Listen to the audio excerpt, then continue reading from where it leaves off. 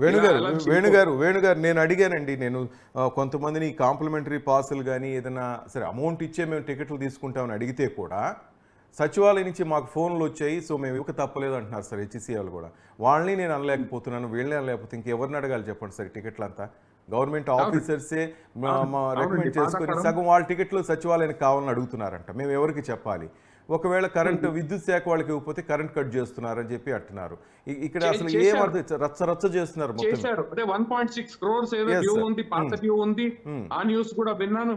కాదండి ఇవన్నీ కాదు, చిల్లరగా ఉంటది. అంటే క్రికెట్ కి మచ్చ కదా హైదరాబాద్.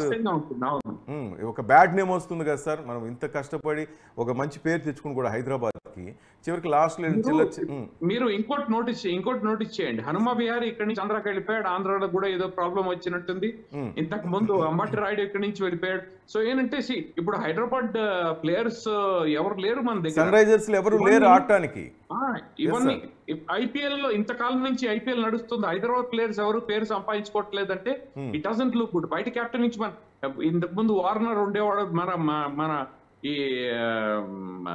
న్యూజిలాండ్ కెప్టెన్ ఉండేవాడు. ఇవన్నీ కాదండి, they not very good news for us. మనకి ప్రతి స్టేట్ నుంచి యూపీ నుంచి ఎంతమంది వస్తున్నారు చూడండి. కానీ మన ప్లేయర్ రావట్లేదు ఇక్కడ నుంచి. అవునవును sir, it is not a good indication అండి. చూడటానికి అయితే బాగోలేదు. హైదరాబాద్ లో కాదండి, ఒకప్పుడు హైదరాబాద్ లో టీమ్ లో మీకు నాకు తెలుసు ఇంచుమించు 9 ప్లేయర్స్ ఉండేవాళ్ళు టీమ్ లో. అవును సార్, హైదరాబాద్ నుంచి. అలాంటి రికార్డ్ ఇంకా వేరే ఏ టీమ్ కి లేదు. అవును, అలాంటి హైదరాబాద్ ఇవాళ ఎక్కడికి వెళ్ళిపోయిందండి?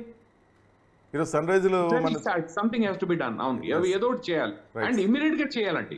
అవును, ఆల్రెడీ పొలిటికల్ లీడర్స్ అయితేనే కొంతమంది కూడా కామెంట్ చేశారు, నెక్స్ట్ టైం కానీ సన్ రైజర్స్ టీంలో మన హైదరాబాద్ ఆటగాళ్ళు ఎవరు లేకపోయినా సరే ఉప్పల్ స్టేడియంలో ఆడించము అని కూడా, ఆటను అడ్డుకుంటామని కూడా వార్నింగ్ ఇచ్చారు సార్. దట్స్ నాట్ కాదండి, అలా కాదు. That is not the way. అందరూ కలిసి దీనికోసం పని చేయాలండి. క్రికెటర్స్ ఇవాళకి వాళ్ళు వచ్చారండి, చాలా టైం పడుతుంది. టాలెంట్ చాలా ఉంది హైదరాబాద్ లో, టాలెంట్ ఉంది. ఏంటంటే హైదరాబాద్ టాలెంట్ ని ఎంకరేజ్ చేయాలి, అందరూ కలిసి పనిచేయాలి. ఇక్కడ ప్రాబ్లం ఏంటంటే అందరూ వాళ్ళ డైరెక్షన్స్ లో టగ్ ఆఫ్ వార్ చేస్తే అసోసియేషన్ బాగుపడదు. మనకి ఉన్న కండిషన్, మనకి ఇప్పుడు ఉన్న ప్రాబ్లం కూడా ఇప్పుడు ఈ టికెట్స్ కాంట్రవర్సీ ఎందుకు వస్తుంది? యూనిటీ లేదు కాబట్టి. యూనిటీ ఉండాలండి. ఇప్పుడు నితీష్ రెడ్డి గాని, ఇప్పుడు Rajiv Shukla is from the Congress. ఆయన అమిత్ షా కొడుకుతో కూర్చున్నప్పుడు ఎలా ఉంటుంది చూడటానికి? ఏమంటే వీళ్ళకి వాళ్ళే ఎఫిలియేషన్స్ ఉన్నారు, బీసీసీఐ యునైటెడ్ అన్న ఈ ఇంప్రెషన్ క్రియేట్ అవుతుంది. ఇక్కడ కూడా ఆ ఇంప్రెషన్ రావాలి, ఆ ఇంప్రెషన్ అవ్వట్లేదు.